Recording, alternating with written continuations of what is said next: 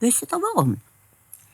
Die Osterhasen, die schlecken nämlich während der Osterzeit so viel Zuckereili und verbrochene Schoki, dass ihr Fleisch ganz süß wird.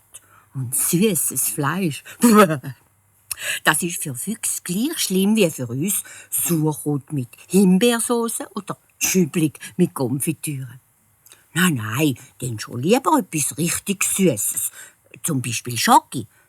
Das hätte der Fuchs noch ganz gern gehabt, so zwischendrin, wenn er nichts anderes hatte. Der Fuchs sieht also den Schokoladenhase, der zum Pummerli in seinem Korb rausgüchselt und ruft: «Ja, wer kommt denn da? Ja, bist du aber schon ein Grosser. Komm näher, lass dich mal anschauen.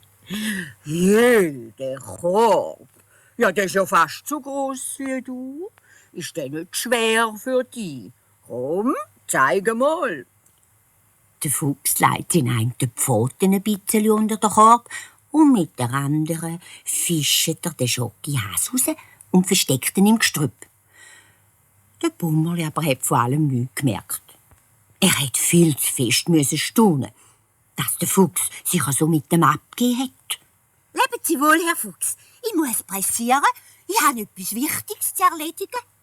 Und der Osterhase hoppelt fröhlich weiter.